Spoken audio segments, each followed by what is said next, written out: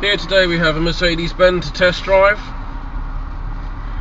The first thing that's immediately obvious with this car is it's very claustrophobic. I'm the best part of 6'2", and although there's ample leg room and ample headroom, it's very narrow on the sides. Now we're going to do a 0-60 test. The conditions are wet. 3, 2, 1, 0.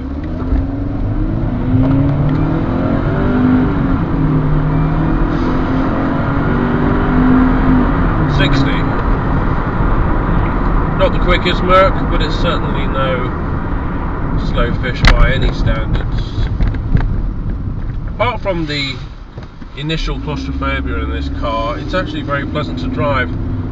It does have a nice sporty feel to it, and the driving position is good too, so it does feel like a cross between sports and luxury. It's quite a firm car. It's got that sort of appeal about it that says drive me hard. Now back to the basics. The Rearview Vision is not too bad actually. I mean, it's a very small window after all. However, it's not bad. It's not obstructed by the headrests. However, the side mirrors are absolutely tiny. There's hardly any reflection there of where you've been at all, so that's a little bit strange. It wouldn't hurt to see them a little bit bigger. The centre console, personally I think it looks far too complicated. I'm pretty damn sure most of this I couldn't operate without taking my eyes off the roads. That's got to be a big safety issue. The instrument cluster here, very clear, very precise. It's not obstructed by the steering wheel in any way at all. It's a relatively quiet car on the inside. There's not a lot of noise. Not as much noise as you would associate with this particular model. It's it's more concentrated on the top than the bottom. Maybe more at the back area as well. Going over the bumps, the manholes in the road, they do seem to be exaggerated. There is a bit of a thump. Seems a bit noisier than normal in that department.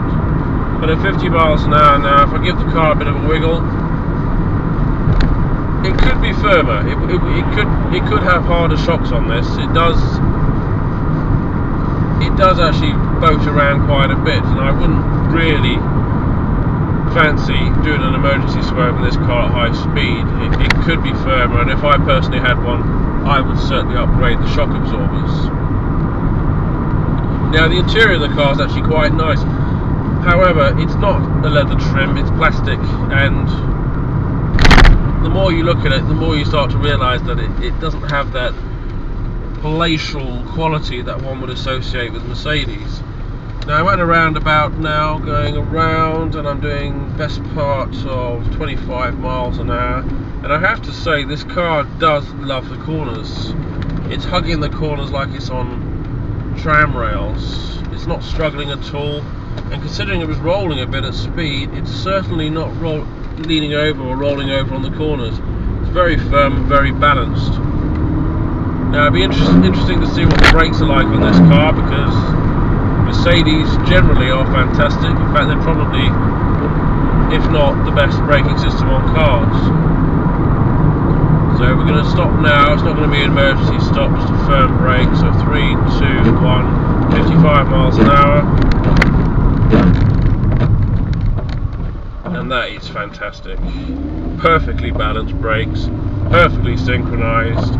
The ability to apply microscopic gradual pressure to the braking system, very, very impressive indeed. There are a few parts to this car which I think could be improved. As I said, the shocks could be a little bit sturdier. It is a bit of a noisy car, but let's not forget you're going to have the roof down most of the time in this anyway, and that's where the noise is coming through. Steering's very responsive. There's not a lot of lag there, which is good. It's quite an enthusiastic car, this. It does say drive me. I like it a lot, but if there's any fault at all, I would say it's just a little bit too small.